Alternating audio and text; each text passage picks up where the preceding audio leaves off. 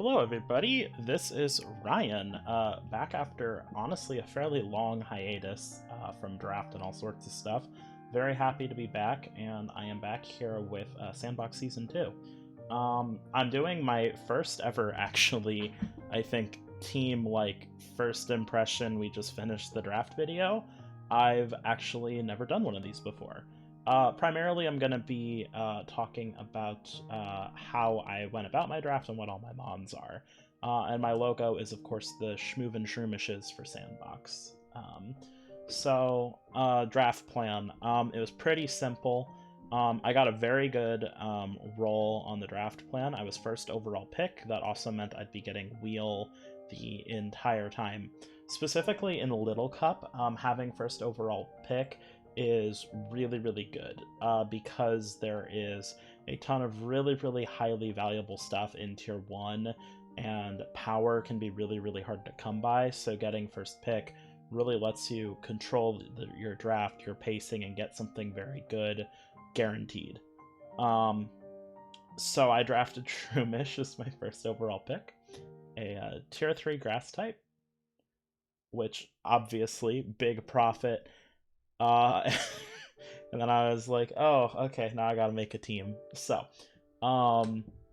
this is actually, so going into this, I knew that since I was picking the mushroom first, I knew that I was going to be grabbing scraps of tiers if I started with like tier 1 and stuff like that. I just knew that.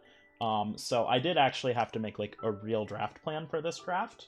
So I am actually going to discuss that real quick and discuss like what the actual plan was, since I know I was first picking Shroomish. So the general plan was to really go for value in tiers before people were picking out of them. Because by the time it got back now I do grab a tier 1 on the first wheel, but by the time it got back to me, tier 1 was picked of a lot of like the top Pokemon like already, and you know, tier 2 was losing stuff quick. So my plan was, on my wheels, I wanted to really target those tiers that people weren't taking mons out of, so I could get the best stuff in those tiers and then kind of go back in and fill holes. So that was sort of the plan. And I also wanted, specifically with my wheel selections, budgeting for this was fairly tight, and due to the fact it was Little Cup, there's also very few mons to go around, and move pools are really limited. So I often prioritized, when I was picking stuff, to ensure that I had things that would hurt other people's drafts, you know. I have a wheel that I'm going to talk about later that was specifically because there's not a lot of TR and Tailwind setters in Little Cup, and that wheel was specifically to really punish a lot of people who are waiting on that sort of thing, just so that my team had a lot of cohesion overall compared to teams that were not on that wheel. And also, since budgeting was so restrictive, it was fairly easy to tell what sort of budget people were going for relatively early on in their drafts, so I very much planned around those kind of budgets when I was making the team. So, a couple quick notes on this video before I really get into it. I'm not revealing everything about the team. Obviously, I haven't played the season yet. There are certain techs, move pool stuff that I am keeping intentionally hidden. I do have a lot of really fun techs and plans for this team, and some cool move pool stuff that I want to explore, and I would rather those things catch opponents off guard. So please don't go into the comments be like, Ryan, you forgot this really important super thing. Firstly, I definitely did forget that thing because I'm pretty dumb. But secondly, I'm also 100% aware of whatever information's missing. This is going to be really more of a general overview while also discussing the draft strategy that I went with. I will do a more detailed breakdown at the end of the season, once the season is complete, however long my season lasts for. So, let's get into it. First pick overall was Shroomish, tier 3. The purpose of Shroomish on the team is to schmoove, and the move pool does not matter. That's pretty much my thoughts and opinions on Shroomish. We are going to do a little bit of an actual analysis, kinda. Shroomish I actually weirdly ended up with a lot of plans for as the draft continued. I actually really wasn't planning on it centering anything on my team, but I think it's actually a pretty key element of the team now that it's done. So I actually am not going to reveal a ton. Its main purpose, though, is to be a very bulky support piece. Shroomis's best asset in Little Cup is its defensive stats are really nice. It's a solid Eviolite Pokemon if I want to run it that way, but it doesn't even need Eviolite to take a lot of good hits. And it's mostly just really annoying. Shroomish is just a very tough Pokemon to deal with when it's clicking.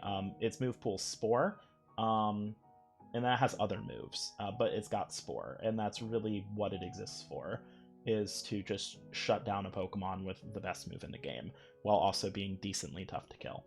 For a tier 3, it's definitely not bad value. I actually think there were some other tier 3 grass types that are, in a lot of ways, objectively better than Shroomish, but they're not Shroomish and they can fuck off. Alright, moving on. So, first wheel, it comes back to me, and I actually grabbed Impidimp as my first pick after my initial one. So I do want to talk for a minute about Impidimp. This is actually really interesting. I was not anticipating this mon getting back to me at all. I kind of went into this draft with the thought that, like, Impidimp was probably one of the best support Pokemon available, period. Firstly, Prankster is obviously great, and its Prankster move pool is just phenomenal. It's the same as Grimmsnarl and Wargroom, which are excellent Pokemon. So having things like Prankster Taunt, Prankster Thunderwave, Prankster Dual Screens is really good in this format. Having Thunderwave Scary Face speed control, Fake Tears, Foul Play, and also really solid Dazzling Gleam damage potential felt incredible. Fairy Dark typing, super good in this kind of a format. Fairy types are generally very solid, but a lot of the fairy types in this particular dex don't have the best stat lines, particularly things like routes. It's like the stat line on a lot of the fairy types in this particular draft are a little underwhelming, so the fact that Impidimp has not, I'm going to be honest, not the best stats, but pretty reasonable and easy to work with ones felt really good. It also gets Frisk, which is also pretty key in this format. You know, if I don't need it for Prankster, or I don't mind that it's not going first for a given week, the ability to instantly know where Eviolite is, Safety Goggles is, items like that, super good. So this is, like, extremely well-rounded tier 1 Pokemon. It's a great Fake-Out option. Fake-Out's also fairly hard to come by. It gets my Fantasy Course started, and it gives me speed control, and also Dazzling Gleam spread damage is legit pretty good. I will be completely honest, I think I had Impidimp in, like, my top 5 mons in the format. Like, when I was kind of, like, before I decided I was gonna first pick Shroomish, it was pretty high on my list of tier 1s I wanted to play with during the season. There's honestly a non-zero chance that even if I hadn't grabbed Shroomish, Impidimp could have potentially been the first overall pick of the draft, like, straight up. I think it's gonna be a really good mon. It's such a splashable, easy-to-use glue piece, and I'm very excited for it. Next up we have Magnemite, which was also in tier 2. This is kind of one of the first big value snipes I went for. I don't think a lot of people were planning on drafting Magnemite, which really surprised me. I went for it because it's got 95 special attack, which is bonkers. And in a tier 2 Pokemon, I mean, that's kind of crazy. Also a Steel type, so that also helps with the Fantasy Core. I think electric types are just awesome in draft. You will almost never see me do a draft without an electric type in it. I think electric types get a lot of really key moves. I think they're really good at handling certain threats. And, I mean, it's got an excellent move pool. Magnemite having, even just Thunderbolt. I mean, my god, what a 95 special attack, Thunderbolt's going to be killing a lot of neutral targets. The abilities on this thing are great. Sturdy can kind of let it get around its low base HP stat if I really need to go for a fast offensive build. And then Analytic is extremely good. Just going last and doing extra damage. I mean, like, yes, please. So really awesome abilities, really good typing that handles a lot of Pokemon. It's got some other good utility stuff. Electroweb and Eerie Impulse are kind of the big ones. And I think this was just one of the best Pokemon in tier 2. I think it's an especially good Pokemon with Terra. Obviously it has a 4x ground weakness, but terraing around it is not that difficult, and I think it's gonna be one of the most significant and important Pokemon on the team. I'm super, super pumped to use Magnemite. It looked like a lot of fun with the coach that had it last season in Twin Leaf when they were using it. Also, shout out to Game Freak. They learned how to make reflective surfaces in 3D, so Magnemite's sprite looks way better than all the other sprites on the team. Or in-game model, I should say. Now here was kind of my big wheel pick, the double F's in chat wheel pick. So I will tell you real quick, I grabbed Finneon and Fennekin as my... I grabbed Finneon and Fennekin for my next wheel when it came back to me. At this point, Tier 3 was relatively unpicked. There were definitely some Tier 3 picks that were happening, shout out Flamingo, and people were starting to dip into it, but like people hadn't really super gone for it, and I decided I really wanted Finneon here. Finneon's main purpose on the team is that it's a Tailwind setter. I was relatively under... Last season, I had Rookidee as my Tailwind setter in Twin Leaf, and it was okay. But the problem was its speed tier was just kind of slow, and I found that it kind of just like set Tailwind and died a lot.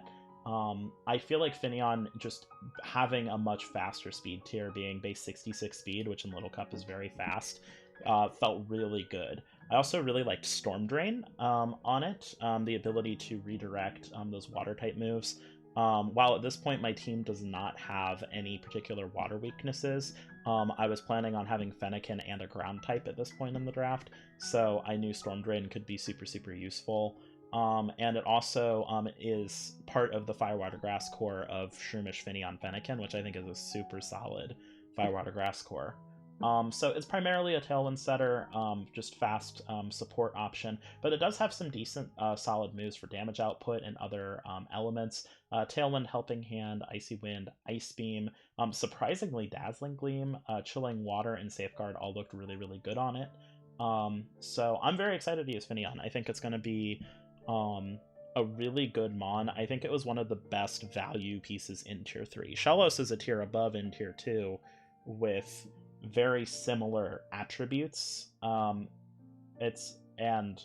But Finneon is like faster, and just having all of these options available in one Pokemon felt super, super nice, and especially for a water type. So this was a very easy grab. The next Pokemon I grabbed was Fennekin. Its main purpose on the team was to be Vulpix from last season, but worse. So for those of you that did not watch any of my Twin Leaf stuff last season, I drafted a pretty hardcore Sun team, and Vulpix was kind of the key mon on the team for setting Sun.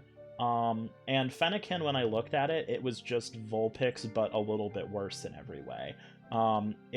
The move pool is basically Vulpix with less coverage and less strong coverage options, but all the same really good support options it had, with the addition of also being a Trick Room setter. So this wheel, there's only, I think, like 6... There's not a ton of Pokemon that get Trick Room. I don't think it's 6, but there's very few Pokemon that got Trick Room, and there's very few Pokemon that got Tailwind.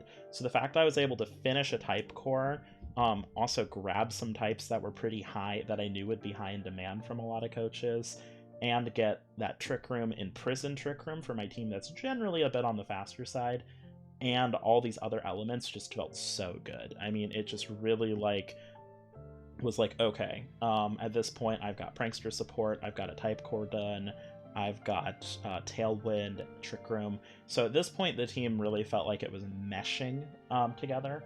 Fennekin in general is going to be a pretty solid support / offensive fire type. It does get some really good moves like Heat Wave, Flamethrower, that kind of stuff that I really liked having on Vulpix. That kind of stuff can really help a team's damage output, and fire type moves are really, really important on a team where steel types can be an issue, because I wasn't able to get a fighting type. So Fennekin, let's hope you have a good season. Next wheel I went ahead and decided after that Tier 3 wheel, I decided I'd kind of grab some stuff on the physical side. At this point my team is essentially entirely special. Shroomish and Impidimp can be run mixed pretty reasonably, but I really was like, okay, I need to get some good physical Pokemon in here. So I went ahead and grabbed Axew. On the draft board, Jatini was available, I think Dratini is going to be a lot better this gen with Terra normal E-Speed, stuff like that. But I already had Dratini in Little Cup. I had it last season in Twin Leaf. It actually never hit the field that season. I definitely do think it will be hitting the field a lot for Hunter, who grabbed it. I was really debating between the two, but I thought it'd be a lot more fun to use something new, something I haven't used before. And I honestly just really liked the higher attacking stat on this Pokemon. I mean, it just hits like a truck for the format. So it's my primary physical attacker, and it does complete my fantasy core of Magnemite, Impidimp, Axew, which I think is a really, really rock solid fantasy core. And it's also probably my best setup sweeper. Having access to Dragon Dance and Swords Dance, this thing, especially if I can get it like behind screens or something, can probably just like hard sweep teams.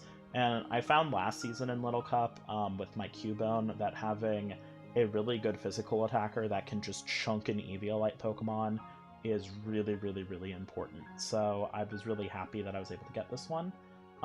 Generally, move pool wise, it has good coverage. Dragon Claw, Brick Break, Aqua Tail, Iron Head, Poison Jab, Stomping Tantrum, Breaking Swipe, stuff like that.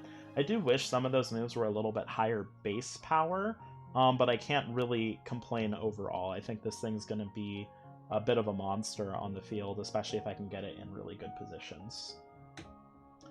Then I grabbed, this is my last tier 1 of the draft, I went ahead and grabbed Hippopotas. Hippopotas was, I think, kind of at that point, sort of obviously one of the best tier 1s. I was debating a bit between Hippopotas and Crabrawler, but I ultimately settled on Hippopotas being better. I needed some pivot and some bulk on the team, and that's really Hippopotas' purpose, to be really, really, really bulky. This thing is just so monstrous with an Eviolite too, or even leftovers. It's so hard to kill with the proper investment. And it has really good stats just all around for Little Cup Pokemon. The Sand Chip also seems like it's going to be useful for my particular team. It looks like I'm going to have a team that has enough output to put things in like sash range and things like that often, so being able to like kill things off with Sand Chip is going to be really nice. Sand Chip also has some secondary benefits I'm not going to get super into right now. It's also really annoying. Hippopotas is a really, really frustrating Pokemon to have on the field in Little Cup, and can just kind of sit there and really, really mess with whatever's going on the field. And I thought as a tier 1, I really wanted a ground type on the team, and I thought this was pretty much the perfect option for it. So I went ahead and bit the bullet and grabbed it in tier 1. There were still a few people who had tier 1 slots open at this point, and I decided that since I had my Firewater Grass, my Tailwind Trick, all that stuff, I was like, I can just go ahead and grab my tier 1 now and not risk it for later. Then we start getting into the end of the draft. At this point, the tiers are getting very small, and all of my sniping and effort to grab good value basically is gone at this point. At this point, people are grabbing tier 3s, tier 4s, and those tiers are getting very small by the minute. There was not a lot left in the tiers. I was actually planning on this slot being Snorunt originally. I've used Snorunt in actually like legitimate like max formats and things like that. I think Snorunt's a really good Pokemon. I kind of wanted a mixed attacker and something with a move pool I was really comfortable with, familiar with, but Burst sniped it. So I kind of pivoted. I was debating between Bergmite and Happiny, actually. I wasn't sure if I wanted the bulky Friend Guard or if I wanted Bergmite, but ultimately I settled on having Bergmite being really good. I needed another physical defensive pivot that wasn't Hippopotas, because I really couldn't afford for Hippopotas to take all of those moves. And I thought that my team overall, the SPDF stats are really good, but the PhysDef was kind of lacking, so I went ahead and decided getting him on with 5 defense wasn't worth. So Bergmite joined the team.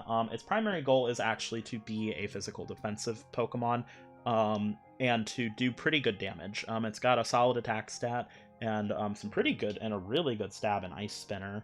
And I also found that Ice Stab was key, looking at a couple of like, at this point, teams were really starting to shape up, so I was like, Bergmite actually is pretty useful to hit certain Pokemon. It's also a good Trick Room Pokemon. I really wanted this one to kind of get something under base 30 speed for the Trick Room mode.